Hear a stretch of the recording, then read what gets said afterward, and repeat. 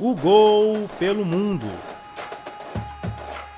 Olá para você que acompanha tudo sobre futebol no site O Gol. Está no ar o Gol pelo Mundo, podcast do site O Gol, sobre o que acontece no futebol internacional. Comigo hoje, Caio Fiuza, Paulo Mangerotti e Rodrigo De Brum. E um entrevistado especial, o Bruno Nascimento, zagueiro brasileiro que atua no futebol do Bahrein. Antes disso, a gente vai para o nosso primeiro quadro, que é O que rola por aí? E no que rola por aí, a gente vai falar da bola que voltou a rolar na Itália e na Espanha, dois países aí que foram muito afetados pela pandemia do coronavírus. Inicialmente, a gente vai para a Espanha, onde a bola voltou a rolar durante a semana passada com o clássico andaluz entre o Sevilla e o Real Betis. O Sevilla venceu por 2-0, inclusive com um gol brasileiro, o Fernando. E no final de semana, a gente voltou a ver Barcelona e Real Madrid jogando. Eu quero abrir o programa aqui falando do Barcelona. Vou chamar o Rodrigo aqui para conversar com a gente. O Barcelona que jogou com o Mallorca, jogou fora de casa, venceu por 4-0 e manteve a liderança do Campeonato Espanhol. Rodrigo, o que você tem a dizer sobre esse Barcelona aí que venceu o Mallorca e se manteve como o primeiro time na tabela de classificação do Campeonato Espanhol? Rodrigo, tudo bem? Tudo bem, Carlos. Boa tarde para você, nossos colegas e a quem nos ouve. Eu tenho uma coisa só a dizer, Carlos Ramos. Lionel Messi, só isso. Mas brincadeiras à parte, o Barcelona já fez um gol ali logo de cara com o Vidal, dominou as ações, continua com aquele problema ali para recompor defensivamente. O Mallorca ameaçou algumas vezes, em uma delas o Ter Stegen fez uma bela defesa no chute do Kubo, que é aquele japonês que é o jogador do Real Madrid. Grande Kubo. O Bright White fez o primeiro gol dele com a camisa do Barcelona, numa assistência do Messi, jogou bem. Poderia ter feito mais gols, até teve algum momento ali que o goleiro do Mallorca salvou. E é isso, o Barcelona foi parecido com o que ele estava apresentando antes da parada. O poderio ofensivo quando o Messi está bem. É o de sempre, ele domina, ele decide, mas o Barcelona ainda está com ali uma certa dificuldade defensiva. Vamos ver se o Setien consegue consertar isso. Eu queria destacar, né, já que o Rodrigo falou da dificuldade defensiva, o Barcelona teve uma cara nova nesse jogo contra o Mallorca, né, que foi o Ronald Araújo, que é um jogador uruguaio de 21 anos, que fez a sua segunda partida como profissional apenas. Ele tinha jogado apenas um jogo, que foi um jogo contra o Betis, que ele havia sido expulso, e nessa partida aí contra o Mallorca, o Ronald Araújo foi titular do Barcelona, jogou os 90 minutos. Ele, que é um zagueiro que joga pela direita, atuou pela esquerda, o Piqué jogou pela direita, e o Araújo fez um bom jogo, né? Ele foi o jogador que mais acertou passes aí, com 98 passes certos nessa partida com o Mallorca, e de repente pode ser uma opção para esse setor defensivo do Barcelona que é tão carente, né? O Barcelona que deve procurar inclusive um zagueiro no mercado, quem sabe o Araújo, né? Não pode ser uma boa opção para esse time aí na reta final da temporada e também para o futuro, né? Já que ele é um jogador de 21 anos ainda. A gente teve também, já passando para o domingo, né? O Barcelona jogou no sábado, no final da noite de sábado, contra o Mallorca, final da noite na Espanha, final da tarde no Brasil. E aí no início de domingo a gente teve o jogo entre o Atlético Bilbao e o Atlético de Madrid. Caio Fiuza, certamente você acompanhou essa partida, né, Caio? Sim, Carlos. Sobre o jogo com o Atlético de Madrid e Atlético de Bilbao, acredito que era a segunda partida mais esperada, né, da rodada. A primeira era que abriu, até por ser a de volta do campeonato e logo com um clássico entre Sevilla e Betis. Mas a partida foi bastante equilibrada entre as duas equipes. O Atlético de Bilbao, principalmente quando joga em casa, é um adversário bem duro assim, de ser batido. A gente até lembra que conseguiu vencer o Barcelona pela Copa do Rei, jogando em casa. Sobre o Atlético de Madrid, ponto forte da equipe continua sendo a defesa que sofreu muitas mudanças, né, nessa temporada. Até o brasileiro Renan Lodge vem fazendo boas partidas por lá. Tem sido uma importante opção no ataque do Atlético de Madrid.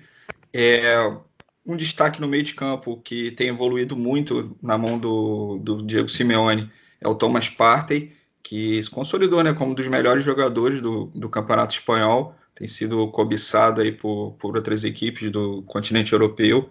Acredito que possa ser negociado na próxima janela. Um outro destaque também que tem crescido no Atlético de Madrid, até por ganhar minutos, ter sequência, né, em campo, é o Marcos Llorente, que no Real Madrid não chegou a ter tanto prestígio como está tendo no Atlético, Os outros duas peças do meio de campo, o Coque e Saúl Ñíguez, já são bem consistentes, então acredito que o Atlético de Madrid só precise mesmo resolver o problema do ataque. O Diego Costa não vinha numa boa fase, o Atlético de Madrid não teve o João Félix, né? Maior investimento da história da equipe, mais de 120 milhões de euros. Então, a defesa tem se comportado bem, né, nessas últimas partidas, né, contando já com essa pausa da pandemia, continua sendo o ponto forte, característica do Simeone. O problema mesmo é resolver essa carência de gols lá na frente. O Atlético de Madrid até já negocia com o Cavani para a próxima temporada. Só um comentário aqui do Atlético de Madrid bem rápido. Foi um duelo entre duas das equipes que mais empatam, né, no Campeonato Espanhol. O Atlético chegou ao 11º empate e o Atlético de Madrid já tem 13 empates nesse campeonato. Então, assim, tá ali cada vez mais isolado na questão dos empates, o que corrobora, o que o Caio disse, essa dificuldade da equipe em criar, em definir as ocasiões de gol. É verdade, mais um empate do nosso Atlético de Madrid aí, que é a equipe que mais empata aí no Campeonato Espanhol. E empatou dessa vez em Bilbao, no País Basco, com o Atlético. Agora, falando ainda em equipe de Madrid, o Real Madrid jogou no domingo, né? Real Madrid que jogou no estádio Alfredo de Stéfano, já que o Santiago Bernabéu está em obras, né? E lá no Alfredo de Stéfano, o Real Madrid recebeu a equipe do Eibar que luta contra o rebaixamento. Mas o Eibar fez até uma partida justa, né? Contra o Real Madrid, Eibar que conseguiu um gol O jogo começou com um massacre total do Real Madrid e começou com um belíssimo gol, inclusive, né? Do Toni Kroos, que no gol do Toni Kroos, eu acho que o grande destaque foi a virada de jogo. É incrível como é que é a visão do Casemiro, né? O Casemiro ele tem uma visão de campo muito ampla, né? E ele toma decisões muito rápidas. Então a bola chegou no pé do Casemiro, ele já virou na ponta esquerda pro Benzema. O Benzema fez a jogada e o Toni Kroos finalizou ela depois da zaga ter batido com um chute no ângulo. Foi um belíssimo gol do Toni Kroos que abriu o placar. E depois o Real Madrid fez valer aí o seu favoritismo, marcou com o Sérgio Ramos e marcou também com o nosso querido Marcelo, que fez um chutaço de perna canhota, fez um belíssimo gol pro Real Madrid. No segundo tempo o Eibar até melhorou, marcou com o Bigas num chute que ele desviou lá. Ele marcou o gol do Eibar, que fez uma partida justa. Teve até algumas ocasiões na segunda etapa. O Courtois fez algumas boas defesas. O Real Madrid, a verdade, que no primeiro tempo ele jogou muito bem, mas na segunda etapa praticamente administrou o resultado, tanto que fez várias alterações aí. O brasileiro Rodrigo jogou 60 minutos, no segundo tempo entrou o Vinícius Júnior, entrou também o Bale, entrou também o Militão.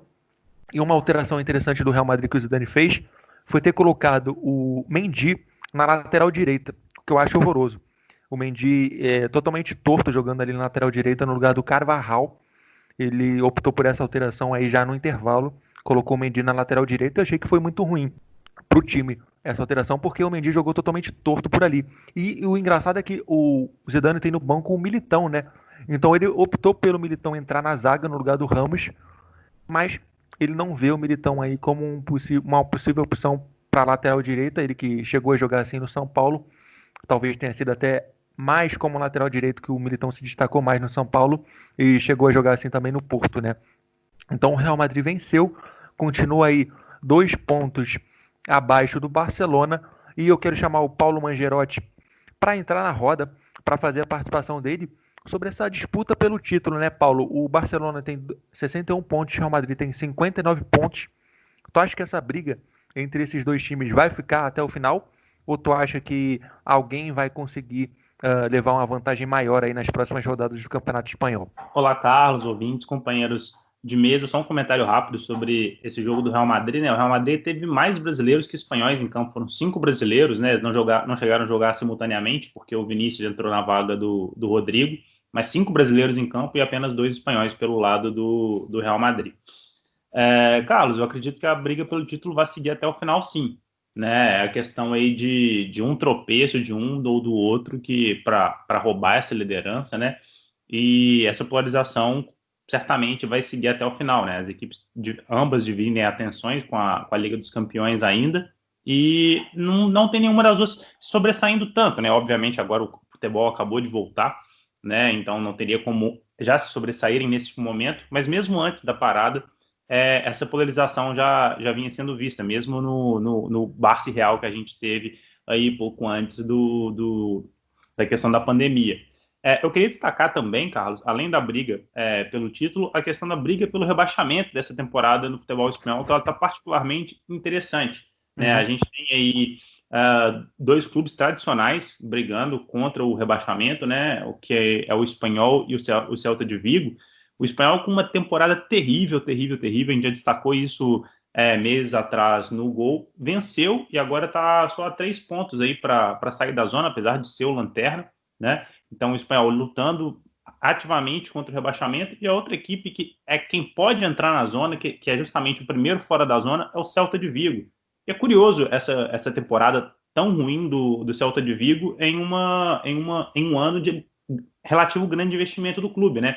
A gente pode falar, o clube contratou o Rafinha Alcântara, né, o brasileiro, o Jason Murillo, o zagueiro colombiano, contratou também o Denis Suárez, né, junto ao Arsenal. As três contratações foram por empréstimo, mas esses 3 nomes de relativo peso, né, que o Celta de Vigo contratou, mantiveram o Iago Aspas, que é sempre um jogador que é cobiçado pelos grandes aí da Espanha, mesmo já sendo um veterano, né, tá com seus 32 anos, mas curiosamente faz uma temporada muito, muito, muito ruim, perdeu, né, para o Villarreal nessa rodada, e perdeu no último minuto, né? Na realidade, foi mesmo nos acréscimos, aos 91, tomou um gol no finalzinho do Manu Trigueiros e tá aí nessa briga que, pelo jeito, vai ser até o final da temporada. É verdade, e a gente falou aí do Campeonato Espanhol que voltou e tá com essa briga aí. O Paulo destacou a briga pelo rebaixamento, a briga contra o rebaixamento, na verdade, e tem também a briga pelo título aí entre o Real Madrid e o Barcelona, luta pela Liga dos Campeões, pelas vagas na Liga dos Campeões, né? A gente teve retorno também do futebol na Itália, né? Na velha bota. E o futebol na Itália, ele volta antes com a Copa da Itália para depois voltar com o Campeonato Italiano, né? E aí durante o final de semana, na sexta e no sábado, a gente teve o retorno da Copa da Itália já nas semifinais. Antes da paralisação devido à pandemia do coronavírus, a gente teve os jogos de ida das semifinais da Copa da Itália. E aí, sexta e sábado, a gente teve os jogos da volta, né? E a começar pela Juventus, que fez o clássico de sexta-feira com o Milan, empate 0-0, o Cristiano Ronaldo perdeu um pênalti. Jogo bem mais ou menos. Voltou bem em ritmo de férias mesmo, de pré-temporada, o futebol na Itália, com esse Juventus e Milan, que teve alguns bons momentos. A Juventus tentou pressionar a maior parte do tempo, até porque o Milan logo ficou com um jogador a menos. E depois não conseguiu marcar, mas foi um resultado favorável para a Juventus, já que havia empatado no jogo da ida no San Siro 1-1. E o outro jogo também foi 1-1, na verdade, o outro jogo da semifinal da Copa da Itália entre Inter e Napoli. O jogo da ida em Milão, o Napoli havia vencido por 1-0. Nesse jogo da volta, a Inter saiu na frente, mas o Napoli buscou o empate e com o empate conseguiu avançar aí para final da Copa da Itália para jogar com a Juventus. Destaque nesse jogo do Inter e Napoli, o Mertens, que marcou o gol napolitano e se tornou o maior artilheiro da história do clube, né? Então eu queria saber o que vocês querem destacar aí do retorno do futebol na Itália, qual foi a visão de vocês desse retorno e também dessa final da Copa que vai ser aí durante essa semana, na quarta-feira, entre Juventus e Napoli. Primeiro sobre Milan e Juventus, né? O Cristiano Ronaldo sofre com um pouco aquele comentário dos haters, né? Os comentários maldosos, chamam ele de penaldo e tudo mais. Ele acabou perdendo um pênalti, né? Foi o 24º pênalti que ele perdeu na carreira. O Cristiano bateu 145 pênaltis na carreira e perdeu 24. Ele tem um aproveitamento aí acima de 85%. E perdeu um pênalti que poderia garantir com mais facilidade a passagem para a Juventus à final. Vai ser um jogaço, né? Entre as duas potências do futebol italiano, na realidade, aí nos últimos 5 anos, pelo menos. Quero fazer também um comentário sobre a Copa Itália e já puxando também para o Campeonato Italiano. Nas últimas 8 edições da Copa Itália, 4 foram vencidas pela Juventus, 2 pelo Napoli e 2 pela Lazio. A final da Copa Itália é entre Juventus e Napoli, e as duas equipes que estão assim, com mais chances, né, hoje estão na dianteira do Campeonato Italiano são a Juventus com 63 pontos e a Lazio com 62. Então, acho que isso mostra um pouco, né, da realidade atual, né, do Campeonato Italiano, de serem as 3 equipes trabalho mais consistente, de mais chegada, de participação também em campeonatos europeus, como Liga dos Campeões e Liga Europa. Então, nos últimos 8 anos, A Juventus ganhou todos os campeonatos italianos, mas na Copa Itália tem batido de frente com o Napoli e Lazio também. E esse ano a gente pode voltar a ter um campeão diferente no campeonato italiano, né? A Lazio tem totais condições aí de desbancar a Juventus. A Lazio que foi eliminado aí nas quartas de final da Copa da Itália, eliminado exatamente pelo Napoli, que venceu por 1-0 esse jogo de quartas de final. O Napoli que vai fazer a final aí na quarta-feira. Napoli e Juventus, às 16 horas, horário de Brasília. A gente falando que pode ter campeão quarta-feira, pode ter campeão também na Alemanha, né? Já que a Bundesliga chega aí na reta final. Final de semana, o Bayern de Munique poderia ter se sagrado campeão, porém, um gol no finalzinho do Haaland deu a vitória ao Borussia Dortmund. O Borussia Dortmund que se manteve aí vivo, né? Gol de cabeça do Haaland manteve o Borussia Dortmund vivo, entre aspas, né? Respirando aí por aparelhos nessa luta pelo título do campeonato alemão. E durante a semana o Bayern de Munique ele pode se sagrar campeão alemão. O que vocês têm a destacar desse Bayern de Munique que no final de semana venceu mais uma, já está numa sequência de vitórias incrível aí e vai cada vez mais próximo aí. O Bayern de Munique venceu o Borussia Mönchengladbach por 2-1 e o Borussia Dortmund venceu o Fortuna Düsseldorf 1-0. São aí 7 pontos separando o líder e o vice-líder da Bundesliga. O que vocês têm a destacar dessa Bundesliga que deve ter o campeão aí brevemente? Acho que nesse momento, né, faltando 3 rodadas para terminar, as brigas mais interessantes são pela última vaga para a Liga dos Campeões, entre Bayer Leverkusen com 57 pontos e Borussia Mönchengladbach com 56, e também para quem se salva, né, nessa briga contra o rebaixamento. Hoje o Mainz é o 15º, tem 31 pontos. O Fortuna Düsseldorf, que está ali na zona de playoff, né, contra o terceiro da segunda divisão, tem 28. E o Werder Bremen, que vem se recuperando, tem tido alguns resultados positivos, né, mas na próxima rodada encara o Bayern de Munique, tem 28 pontos também. Então, são as duas brigas que estão em aberto ainda, essa vaga na Liga dos Campeões e também para se manter na primeira divisão. Sobre o confronto, né, primeiro falando do Borussia Dortmund, o Borussia teve muita dificuldade para vencer o Fortuna Düsseldorf. A equipe basicamente jogou em jogadas pelas laterais, né, explorando o Hakimi e o Rafael Guerreiro, porque o miolo de zaga, a entrada ali da área do Fortuna Düsseldorf estava muito congestionada e o Borussia não teve um jogador atuando ali pelo meio, então teve muita dificuldade.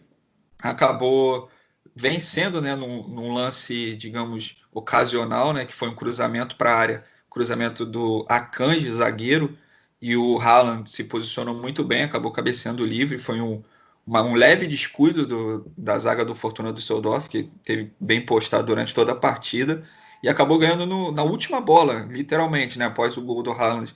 O juiz apitou o final do jogo. Então, esse gol, aos 95 minutos, impediu que o Bayern de Munique já fosse campeão. Então, Borussia demonstrando uma certa dificuldade que o Bayern de Munique não teve. Teve em relacionado ao placar, né? Apenas 2-1, mas o Bayern foi superior durante toda a partida, algo que já tem sido clichê a gente repetir aqui. O Bayern mostra sua força, até contra o Borussia Mönchengladbach, que tinha sido adversário que venceu o Bayern de Munique no primeiro turno, que nos últimos anos tem sido também um adversário bem difícil para o gigante da Baviera, mas o Bayern foi superior e acabou sendo merecedor dos 3 pontos. E 17 jogos sem perder o Bayern, né, Caio? Como você falou, o Mönchengladbach tinha sido o último clube a derrotar o Bayern de Munique, e apesar do placar apertado pelo 2-1, né, o Bayern dominou completamente a partida e não chegou a parecer que poderia perder. Falando da próxima rodada da Bundesliga, né, que pode definir o título, mas ela também pode definir completamente o rebaixamento também, né, uma rodada muito interessante, porque o Bayern enfrenta o Werder Bremen, como você bem falou, e o Borussia Dortmund enfrenta o Mainz, né, o Mainz é o primeiro clube fora da zona de rebaixamento. Então, a gente tem vários cenários aí, né, o Bremen, que goleou no final de semana, né, venceu por 5-1, se o Bremen ganha do Bayern de Munique, e o Borussia ganha do Mainz, a gente mantém essa briga pelo rebaixamento ativa e pelo título ativa e pelo rebaixamento também, porque o Bremen alcança o Mainz na tabela, né? Agora, se o contrário acontece, a briga pelo rebaixamento praticamente também está decretada, né? O Mainz vai abrir 4 pontos em relação ao Bremen e o Bayern vai acabar campeão da Bundesliga. Então, esses 2 jogos dessa 32ª rodada podem definir completamente, além do título, com certeza, praticamente o rebaixamento também. Ô Carlos, ainda para completar aí a Bundesliga, o Schalke empatou nesse fim de semana com o Bayer Leverkusen e chegou à pior sequência na história do clube no campeonato alemão, né, na Bundesliga. Já são 13 jogos sem vencer e a sequência anterior era da temporada 92-93, quando eles ficaram ali 12 jogos sem vitória. Eles até jogaram bem contra o Leverkusen, com uma proposta de sair em velocidade ali nos contragolpes, mas acabaram tomando um gol ali nos minutos finais da partida e ficaram no empate. E só para completar ainda o assunto de futebol alemão, o Kaiserslautern, né, que é um time bicampeão da Bundesliga, decretou hoje falência. O clube soltou uma nota aqui nas redes sociais, estão à procura de um investidor, e é um tradicional aí da Alemanha que está em uma situação bem complicada. É verdade, aproveitando que o Rodrigo encerrou aí a Bundesliga, eu queria que o Caio falasse pra gente um pouquinho do campeonato turco, né? Porque já que a Bundesliga aí tem uma briga intensa ali contra o rebaixamento, né? E por uma luta no lugar da Liga dos Campeões, o campeonato turco tem uma luta intensa pelo título, né? Entre 2 equipes que estão empatadas ali com a mesma pontuação, né, Caio? É isso, Carlos. O campeonato turco, né? A gente se acostumou a ver sempre sendo conquistado por Galatasaray, Besiktas ou Fenerbahçe. Nessa temporada, nenhum dos dois está ali nas cabeças, digamos assim. O líder é o Trabzonspor, com 56 pontos, e é seguido pelo Başakşehir, que também tem 56 pontos. A campanha dos dois é igual, 16 vitórias, 8 empates e 3 derrotas. O ataque do Trabzonspor é melhor, enquanto que o Başakşehir tem uma defesa menos vazada, né?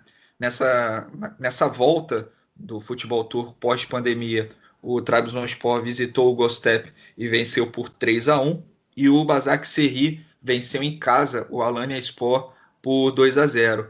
Já o Galatasaray, que é o 3º colocado, perdeu, foi derrotado fora de casa pelo Çaykur Rizespor por 2-0. O Besiktas é o 5º e o Fenerbahçe é o 7º colocado. É o campeonato turco, né, que o Trabzonspor está aí na dianteira. O Trabzonspor tem 6 títulos do campeonato turco. A última conquista foi em 1984, então já é um tabu aí que dura muitos anos.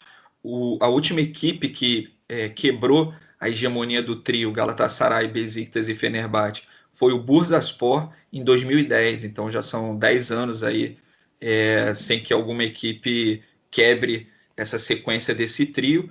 E caso o Trabzonspor ou Istambul Başakşehir vençam o campeonato turco, a gente vai ter brasileiro sendo campeão, né? No elenco primeiro do Istambul Başakşehir, que hoje é o vice-colocado, a gente tem o Júnior Caissara, lateral, que também passou pelo Schalke, que a gente já citou, e o Robinho revelado pelo Santos, seleção brasileira. Robinho não é titular no Istambul Başakşehir, tem números bem modestos, mas integra o elenco da equipe. E o Trabzonspor, líder da competição, tem o zagueiro Manuel, revelado pelo Atlético Paranaense, com passagem pelo Cruzeiro e também pelo Corinthians, e o meia Guilherme Marques. E já falando um pouco também sobre o Trabzonspor tinha o Obi Mikel em seu elenco, que chegou a ser cogitado pelo Botafogo. O Obi Mikel rescindiu o contrato com a equipe, um problema interno, uma briga com a diretoria, e caso o Trabzonspor seja campeão e inevitavelmente, né, garanta a vaga para a Liga dos Campeões, ou até mesmo aconteça um desastre, fique entre terceiro, ele fique ali na 3ª posição, ele não vai poder disputar os torneios europeus, porque ele foi punido pela UEFA com a exclusão de 1 ano dos torneios europeus por descumprir o fair play financeiro. Então aí a gente reflete aqui que a gente não conseguiria falar metade dos nomes dos times que o Caio falou aí sobre o campeonato turco, que está com essa luta aí, mas de qualquer forma a gente vai ter campeão brasileiro aí do campeonato turco. Já que a gente está falando de brasileiro campeão, a gente vai para o nosso próximo quadro, que é o Brasileiros pelo Mundo. E no Brasileiros pelo Mundo, eu vou trazer de novo o Caio para falar pra gente de um brasileiro que sempre é assunto aqui no programa, seja por um meio ou outro. Sempre tem gol do Júnior Negão lá no Campeonato Coreano, e dessa vez o Júnior Negão marcou e foi eleito aí o jogador do mês, né, Caio? Carlos, o Júnior Negão aí já nessa temporada tem números excelentes, já são 7 gols em 7 jogos, é artilheiro da K-League, a liga coreana. Júnior Negão que está na sua 3ª temporada no Sun Hyundai. Ele que no Brasil não teve muito destaque, né? Passou por equipes como Tombense, América de Natal, Oeste também, mas no país asiático ele vem dando muito retorno em campo, né? É um goleador, um nome bem, bem conhecido já no país, e nada mais justo, né, do que depois desses números excelentes em campo, correspondendo ali à função de centroavante, de matador, ele tenha sido eleito o craque do mês na K-League. E a K-League que está cheia de destaque brasileiro, né? A K-League que é liderada pelo Jeonbuk, que teve mais uma rodada o gol do vovô artilheiro Lee, marcou de pênalti o gol da vitória do Jeonbuk, que manteve a equipe na liderança. A gente tem outro brasileiro que também vem se destacando e que o Paulo vai trazer aqui pra gente, né, Paulo? É isso mesmo, Carlos. O Cezinha, né? A gente também, assim como o Júnior Negão, a gente fala bastante do Cezinha por aqui. O Cezinha, ele já na temporada passada, ele foi o líder de assistências do campeonato coreano e esteve entre os artilheiros, né? Ele fez 15 gols, ficou em 3º lugar na artilharia do campeonato coreano. Neste final de semana, ele teve uma grande atuação, né? Na vitória do Daegu, ele fez um gol e deu 2 assistências na partida contra o Seul, e com isso ele segue como líder de artilharia nesta temporada, né? Ele tem como líder de assistências nessa temporada, ele tem 4 assistências já. Na temporada passada ele fez 10 e está aí se destacando, seja com gol, seja com assistência. O Cezinha é um dos principais nomes do futebol coreano hoje, né, em atuação no futebol coreano. Verdade, futebol coreano que busca muitos brasileiros, né? A gente já trouxe aqui um brasileiro que atua na Coreia, o Negueba, para falar sobre isso, e a gente tem sempre brasileiro se destacando ali no futebol sul-coreano. Dessa vez o Júnior Negão e o Cezinha foram os destaques aqui no programa. Para fechar o Brasileiros pelo Mundo, eu trago o Rodrigo para falar de um brasileiro que fez um gol um pouco bonito, né, Rodrigo? Exatamente, Carlos. Um belo gol do Arthur Cabral, de bicicleta. Ele que atua no Basel da Suíça. Eles venceram esse fim de semana no retorno das competições lá o Lausanne por 3-2. E assim, o Arthur já está com 11 gols com a camisa do Basel, ele que foi vendido pelo Palmeiras, né? Nós até escrevemos um texto, ele jogou só 5 jogos pelo Palmeiras, marcou um gol, não teve muita chance. Foi cedido lá por empréstimo com opção de compra. E assim, está se destacando, tá marcando muito gol, é um jogador interessante, é um bom finalizador. E é um brasileiro que também tem se destacado aí recentemente no futebol. E com esses números ele vai meio que obrigando o Basel a exercer a compra dele, né? Então ele que no desempenho dele em campo ele vai permanecendo, né? Garantindo a permanência dele no futebol europeu. Vocês acham que o Arthur Cabral ele tem futebol aí para ir além no futebol europeu? O que ele vem apresentando no Basel até agora, sim, né? Olha, eu acho que sim, Carlos. É um jogador que, como eu disse, tem um poder de finalização muito bom. Só complementando isso que você falou, ali o que foi estipulado é que se ele fizesse 12 gols com a camisa do Basel, o Basel automaticamente teria que efetuar a compra. Então, mesmo que ele não faça, as notícias são que o clube vai exercer essa cláusula, então o futuro dele é na Europa e vamos ver se daqui para frente ele evolui e quem sabe ainda vai para um clube mais importante de futebol europeu no futuro. Falar em gol brasileiro, a gente vai para o nosso próximo quadro, que é o Tem Gol Brazuca. Tem gol Brazuca na Espanha. Na volta de La Liga, Fernando marcou o 2º gol na vitória do Sevilha sobre o Betis por 2-0. Na Ucrânia, Júnior Moraes marcou o gol da vitória do Shakhtar Donetsk, que está a uma vitória do título nacional sobre o Kolos por 1-0. Em Portugal, Ronan Davi marcou 2 vezes na vitória do Tondela sobre o Ave. E tem gol também dele, sempre ele, Júnior Negão, o jogador do mês na Coreia, marcou o gol da vitória do Hyundai sobre o Seognam por 1-0. Ainda na Coreia, o nosso Cezinha marcou um dos gols da goleada do Daegu sobre o FC Seul por 6-0. Depois de tanto gol brazuca, vamos chamar um brasileiro aqui para conversa no nosso próximo quadro, que é o Entrevista o Gol. E o convidado desta semana do Entrevista o Gol é o zagueiro brasileiro Bruno Nascimento, o Bruno que fez uma carreira inteira fora do país. Ele que já passou por equipes do Portugal, da Alemanha, do Chipre e, recentemente, ele está no futebol do Bahrein. Bruno, tudo bem contigo? Tudo certo, Carlos. Prazer falar com vocês aí. Prazer é nosso, cara. Inicialmente, Bruno, eu queria começar contigo aqui, contando a tua história para os ouvintes, falando do teu início, né? Você não chegou a jogar profissionalmente no futebol brasileiro, você começou a tua carreira no futebol português no Estoril Praia, né? Sim, foi. Eu saí assim cedo do Brasil, foi com 17 para 18 anos praticamente, e fui direto para o Estoril Praia, saí do Desportivo Brasil na categoria de base, e o Vinícius Eutrópio foi ser técnico do Estoril Praia e me levou. E então você começou a tua carreira, iniciou a tua carreira lá em Portugal com o Estoril, e te ajudou esse teu início, até por ser com um treinador brasileiro em Portugal, falando o português? Eu acho que me ajudou muito. Eu cheguei assim com um treinador brasileiro, e ele pôde me ajudar bastante em relação ao estilo de jogo dele, mas eu também tinha que aprender um pouco da parte mais tática do futebol português, e isso foi assim, muito bom para mim, porque no primeiro ano eu tive algumas oportunidades de jogar, mas aprendi muito mais do que joguei, na verdade.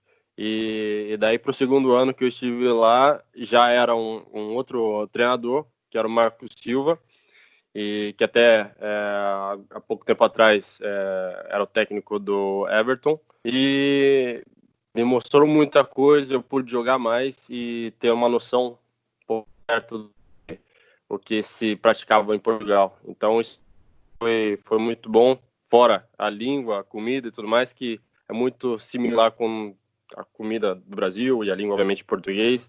É um pouco diferente, mas eu pude me manter assim, sem muita dificuldade no país.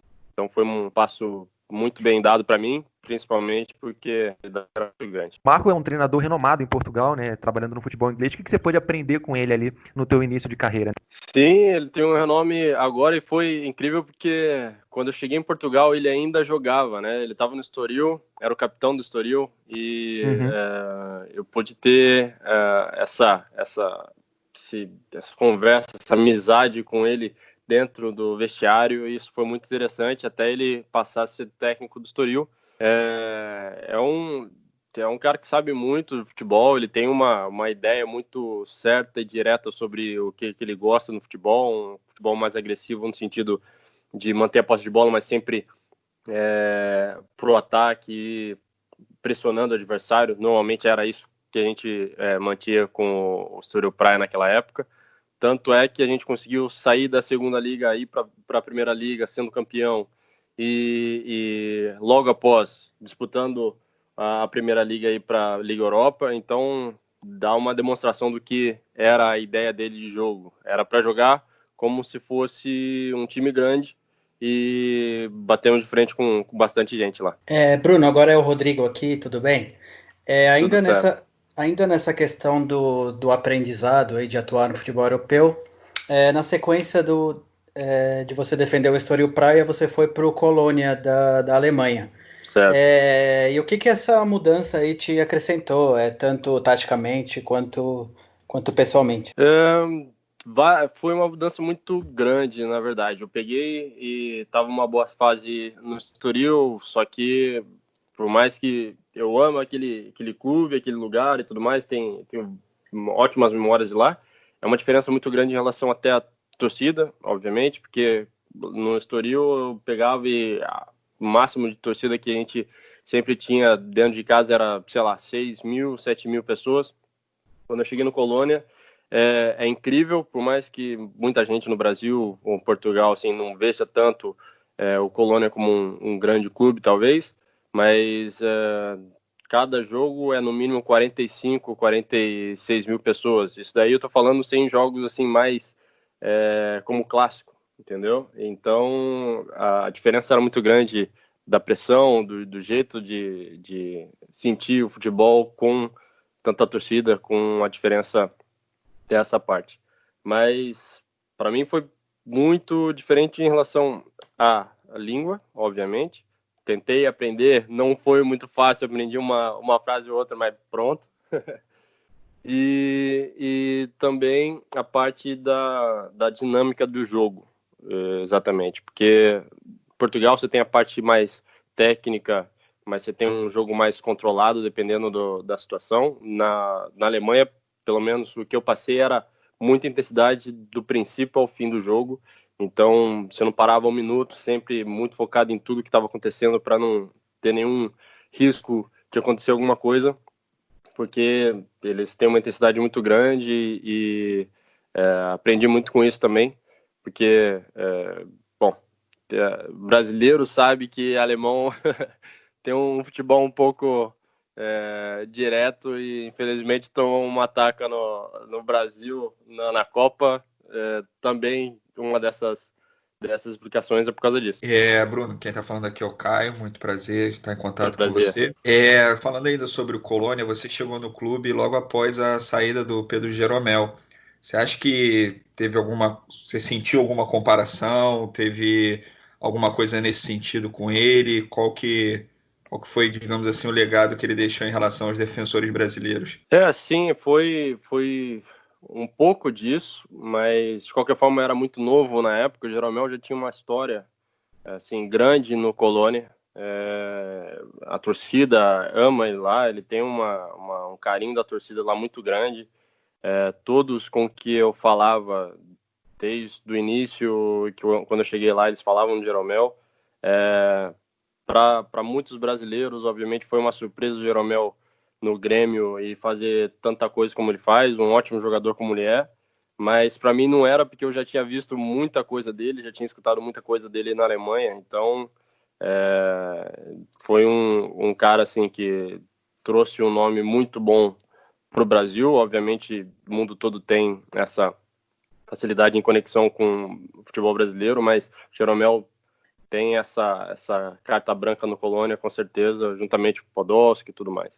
Então, foi interessante saber disso e eu já conheci ele por meio da torcida do Colônia. Até, Bruno, emendando nesse assunto, você comentou, né, sobre a torcida, sobre o tamanho do Jeromel. Eu queria que você primeiro dissesse pro ouvinte, né, que não conhece o Colônia, assim, desse uma ideia do tamanho do clube no país. A gente aqui acaba sempre ouvindo falar de Bayern de Munique, Borussia Dortmund, Schalke, mas queria que você desse uma ideia do tamanho do Colônia no país e também desse relacionamento com os torcedores, que aqui no Brasil a gente sabe que a gente acaba sendo mais caloroso, muito mais próximo dos ídolos, mas como é que era o dia a dia com os torcedores? Era interessante, porque quando eu fui para lá, eu cheguei quando eles estavam ainda na segunda liga, e daí eu cheguei na metade da época e fomos muito bem na segunda parte da época toda,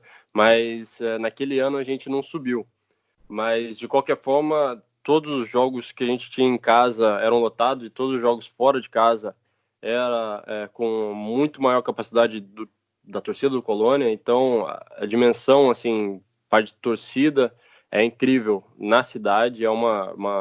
Assim, eles são aficionados mesmo pelo time da cidade e eles têm tudo o que envolve música, a cerveja, as festas, tudo mais, é tudo praticamente envolvendo o clube, entendeu? Então é uma coisa muito grande lá, e tem até uma parte de uma informação engraçada, assim, que eu posso dizer que é engraçada, é que o Colônia normalmente sobe e desce, tem uma variação assim de ir para a primeira liga, descer para a segunda, voltar para a primeira. Então toda vez que as médias de torcedores baixa no futebol alemão, você pode ter certeza quando o Colônia está na segunda liga. Daí ele volta para a primeira liga, aumenta a média de torcedores no campeonato todo. Então é uma coisa engraçada, mas dá para exemplificar um pouco qual é a paixão da torcida com o clube. E o que eu posso dizer mais é que todos os treinamentos, todo tipo de evento que tinha do clube, os torcedores estavam lá. Então é um clube muito aberto à torcida, a paixão da torcida é muito próxima de todos os jogadores. Eu imagino que você tenha tido uma relação muito forte com esse clube, né? O tempo que você jogou lá, até por esse entorno que você ressaltou aqui pra gente, Bruno. Você esperava ter uma sequência maior? Você esperava ficar mais tempo no Colônia? Sim, eu esperava ficar mais tempo porque o meu início lá foi muito bom. A gente conseguiu, no ano a seguir que eu cheguei lá, a gente conseguiu ir para a Primeira Liga, teve uma ótima campanha na Segunda Liga e conseguimos subir. Mas quando eu assinei com o Colônia, o treinador era outro, né? Era o Stanislawski, e daí veio o Peter Stuga, que é um austríaco também. Gostava de mim e tudo mais, mas ele tinha um outro estilo de pensamento de que jogador ele tinha mais interesse. Então eu fui perdendo um pouco de espaço lá, e com isso, por mais que a gente tivesse subido para a Primeira Liga, eu tinha a ideia de ir para algum outro lugar para poder jogar um pouco mais, e foi isso que aconteceu. Por isso que eu voltei para o Estoril Praia de empréstimo, mas meu período lá no Colônia foi muito bom. Eu fiquei muito feliz de ter jogado lá, assim, totalmente uma dinâmica diferente de que eu tinha passado em Portugal, mas me fez aprender muita coisa. E tocando em Portugal novamente, Bruno, Paulo Mangerotti aqui agora, você teve passagem por 3 clubes diferentes, né? Além do Estoril, você defendeu o Tondela e o Feirense também. E justamente estava falando dessa dinâmica, né, de como é diferente a relação com a torcida e tudo. O futebol alemão é bem diferente mesmo do português, desde nível tático até a questão mesmo da presença da torcida no estádio. Queria que você contasse um pouquinho para a gente da sua experiência por esses 3 clubes que você passou. Seu grande ano foi antes de ter saído para o Colônia, né, com a grande campanha que o Estoril fez, mas depois não foram grandes campanhas dos clubes, né, em Portugal, tanto Tondela como Feirense. Sim, isso é verdade. Eu voltei para Portugal, e daí tanto no Tondela quanto no Feirense foram campanhas assim de tentar manter na Primeira Liga. O que é muito difícil, porque desde o começo você já tem essa ideia, já tem esse pensamento de que assim, vai ser um campeonato duro. Por mais que você se esforce bastante, a camisa pesa um pouco contra alguns clubes, obviamente de expressão um pouco menor, e foi um pouco do que aconteceu. A torcida é muito menor, por mais que tenha uma paixão muito grande pelos clubes, mas é uma grande parte de torcida assim, entre Benfica, Porto, Sporting, de vez em quando o Braga ou o Guimarães pela paixão da torcida. Só que, fora isso, você tem o primeiro, que são esses clubes, que você torce, pelo menos pelos portugueses, isso que eu acho, né? E daí você tem o segundo, que é o clube da sua região. Então, assim, essa diferença é grande, coisa que na Alemanha, pelo menos no Colônia, eu não tinha, porque era assim, você é da cidade, você pode até ter uma vontade de torcer por um outro clube, um Bayern e tudo mais, um Borussia Dortmund, mas a paixão do primeiro time é realmente o time da cidade. Então é uma coisa assim diferente, que eu, pelo menos, tive essa experiência, mas são campeonatos completamente diferentes, eu acho, que tem uma certa diferença, assim, que eu posso dizer, por ser Sporting, Benfica, Porto, 3 que realmente brigam, e daí, de novo, Braga, Guimarães, talvez, que tentam ali fazer alguma coisa, ou agora nessa temporada, Famalicão também surgindo aí, mas normalmente é isso. Agora, na Alemanha já é um pouco mais dividido, por mais que você tenha sempre um ou dois que disputam realmente o título, mas é um pouco mais equilibrado, pelo que eu acho. Bruno, agora eu queria também abordar a sua passagem pelo futebol do Chipre, que você atuou pelo Omonia. É um país que costuma receber lá diversos jogadores brasileiros. Queria saber como é que foi essa experiência por lá. A experiência por lá foi interessante, mas eu não fiquei assim muito mais tempo. Acho que foi o clube que menos tempo eu fiquei. E foi o seguinte: logo após eu sair da segunda volta que eu estive no Estoril Praia, eu tive a ligação do Omônia, fui para lá. Não conhecia muita coisa de lá, mas tinham vários brasileiros e portugueses lá também, então não foi muito difícil a me habituar lá. É um país que tem muita paixão pelo futebol, assim, sem saber muito sobre o país exatamente, você fica meio impressionado, surpreso pela paixão da torcida, principalmente pelo Omônia, e também tem o AEL, também tem o Apoel, que os torcedores realmente são muito focados no clube, e essa paixão às vezes tem um ponto assim diferente até de agressividade com que eles mantêm a torcida juntamente com o clube. Se por um acaso o clube não está indo num momento muito bom, eles vão, impressionam os jogadores, a diretoria e tudo mais, um pouco parecido com o que acontece no Brasil. Então, para mim foi surpreendente essa forma de ideia do futebol para eles e pela torcida. Mas o que eu passei lá no Chipre foi bom, eu gostei. Joguei alguns jogos, mas não foram muitos. Não posso falar que foi diferente a isso. Mas é um país incrível. Agora, se você falar se eu gostaria de voltar para lá para ficar lá e jogar mais alguns anos, talvez nem tanto.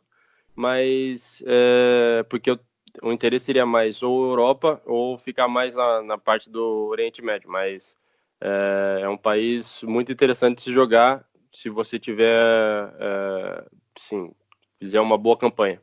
Bruno, agora vamos aí viajar pro Bahrein. Recentemente você se mudou aí pro país para atuar no Manama Clube. Sim. E é um país que o futebol vem crescendo recentemente, foi campeão da Taça do Golfo, ganhando da Arábia Saudita, que é uma seleção com participações em Copa. Tem até um jogador brasileiro que é naturalizado barenita, o Thiago Augusto. Ele já atuou pela sua equipe, agora está no Al Muharraq. Queria saber o que você achou do futebol daí, se você acha que realmente tem uma evolução grande recente. Como é que você encarou essa mudança? Sim, eu gostei muito, na verdade, eu estou gostando muito. Tô jogando sempre e tudo mais, tá sendo meu primeiro ano. Infelizmente, com corona, as coisas dificultam um pouco agora, né? Dificulta muito para todo mundo, mas é um país que eu tô gostando muito, é um país muito bonito e o futebol com certeza está crescendo, principalmente, como você disse, eles foram campeões também agora, tem 2 títulos na temporada, coisa que foi muito bom para o futebol de lá do Bahrein. E bom, eles estão investindo e fazendo o máximo para que mais jogadores estrangeiros vão para lá, que eles cheguem, eles montem alguma coisa que faça o futebol do Bahrein ser visto por mais pessoas e ter mais interesse na liga. E o príncipe, o rei, eles sempre tentam fazer o máximo para que o futebol seja mais visto. E eu estou vendo um crescimento. Agora, falar sobre alguns anos, daqui a 3, 4, 5 anos, eu acho que vai ser um país que vai dar vários frutos para o futebol, mas por enquanto ainda precisa ser desenvolvido um pouco mais no sentido de estrutura. Acredito que a Europa ainda está distante em relação ao futebol com o Bahrein, mas acredito que vai crescer daqui a poucos anos. O Bruno, você até começou a tocar no assunto da minha pergunta. A gente tem hoje na Confederação da Ásia, né, a Austrália, que já tem um futebol comparado a toda a Ásia e também a Oceania, né, já mais desenvolvido. Você tem o Japão, também a Coreia do Sul. Mais recentemente, o Catar começou um projeto de longo prazo, já visando a Copa do Mundo. E eu queria até que você aprofundasse mais esse assunto da estrutura, falasse como que é a estrutura não só dos clubes, mas também de todo o futebol no Bahrein, né? Se você já teve, qual o contato que você teve com isso e o que você pode dizer, até comparando ou com os outros países da Confederação da Ásia, ou também como da Europa, que você começou a citar. Como tinha dito, obviamente tem muito espaço ainda para desenvolvimento no Bahrein, do futebol e de toda a estrutura, mas eles já estão fazendo isso, porque na temporada onde eu assinei com eles, a gente teve a possibilidade de ter 3 estrangeiros para fazer parte da equipe. Então, do ano anterior, onde eu não estava lá, eles tinham apenas 2, e teve alguns anos antes também que foi apenas um jogador estrangeiro que poderia jogar. Então, eles estão tentando movimentar o campeonato, movimentar a liga do jeito com que eles cresçam, né? E obviamente também com o campeonato que eles foram campeões, você tem a parte do staff, da comissão técnica toda, praticamente da seleção portuguesa. E eu também conheço o preparador físico, o Herculano, que estava comigo no Estoril Praia na segunda volta.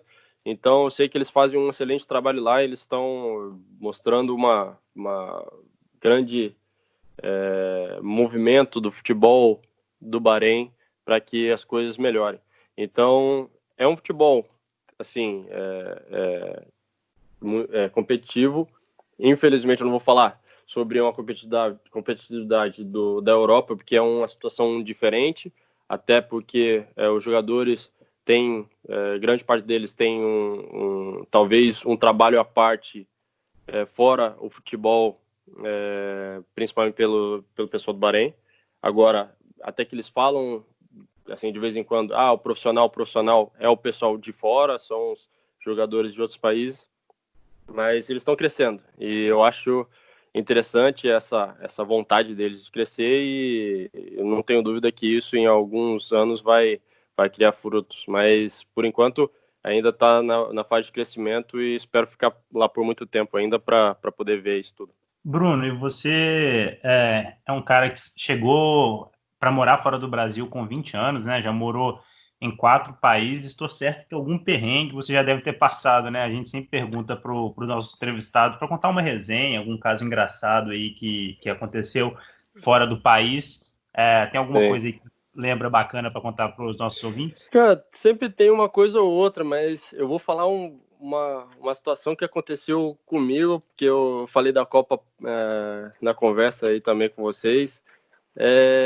Na Copa do Mundo de 2014 eu estava na Alemanha, né? Eu estava com Colônia. E daí, assim, eu estava no comecinho da Copa, eu estava no Brasil de férias com a minha família e tal. E daí tava tudo bem, a gente tava assistindo os jogos da fase de grupo. Bom, deu certo, o Brasil passou e tudo. Beleza. Mas daí eu tive que voltar para fazer a pré-temporada. E cheguei na Alemanha e quase uma semana assim, depois eu tive que ir para a Áustria. E fui com todo mundo, todos os alemães e tal, austríacos, tudo junto comigo lá e tal. E pronto. A gente fazendo nossa pré-temporada lá, cansativo e tal, muito treino, 2 períodos, às vezes até 3 períodos. Daí cheguei no quarto para ver o jogo e, bom, antes o pessoal já estava falando para mim, quanto você acha que vai ser o jogo? Quanto é isso, quanto é aquilo e tudo mais. Eu falei, acho que o Brasil vai ter uma certa dificuldade e tal, é a Alemanha, né, super forte o time e tal, mas o Brasil ganha de 1-0, isso é o que tô achando. Daí beleza, daí cheguei, fui pro quarto, tava sozinho no quarto, tava eu e mais um outro jogador, mas daí nessa situação do começo do jogo eu tava sozinho, e daí... Sorte a sua. Não, sorte a minha até esse ponto, né, porque quando foi apitar o começo da partida, esse o colega de quarto chegou, alemão, falou, e aí, vamos ver então esse jogo aí. Eu falei, beleza. Começou, e daí toma o primeiro. Eu falei, nossa, mano, e agora? E gol Mas da Gol da Alemanha. E daí, daí já começou a dar risada e já começou a entrar 1, 2, 3 alemães no quarto pra ver o jogo junto comigo, né? Falei, e aí, o que vai acontecer e tal? Eu falei, 1-0, pode ficar tranquilo que o Brasil aguenta, vai empatar e vai virar esse jogo ainda. Daí vai a Alemanha, 2-0. Eu falei, vixe, daí chega mais gente e tal, e daí continuou do mesmo esquema, e toma e taca, né? Daí o Brasil perdendo e toma, daí no primeiro tempo horrível, eu falei, meu Deus do céu, não dá nem pra tentar empatar esse jogo, tomara que não tome mais, né? E daí quase o quarto tava quase lotado do time inteiro do Colônia, falando e zoando com a minha cara. Daí chegou no finalzinho do jogo, já tinha dado 7-1 e tal, daí quem entra? O pessoal da comissão técnica chegou, olhou pra mim assim e falou assim, ó, Bruno, sei que está cansado, sei que você tá um pouco desmotivado, se você quiser amanhã não precisa nem treinar, porque eu tô vendo que você tá mal. E daí foi essa semana toda, os caras me zoaram, nossa senhora, o tempo todo, era ir pro treino, era zoação, era chegar no almoço ou no café da manhã, até o pessoal do hotel me zoava, olhava pra mim e começava a dar risada, falei, pô, Brasil acabou comigo naquele dia. Mas o final você treinou depois do 7-1, não? Ah, tinha que treinar, né, o pessoal lá tava chorando, eu podia estar chorando, mas tem que fazer a minha parte, né? Pois é, foi pro campo chorando, mas foi. Mas foi, pô, não tem que ser profissional, fazer o quê? Ô Bruno, pra gente fechar aqui, o Caio tá curioso aqui, tá mandando mensagem até no privado, porque a gente não pode passar o programa sem essa pergunta. Tá.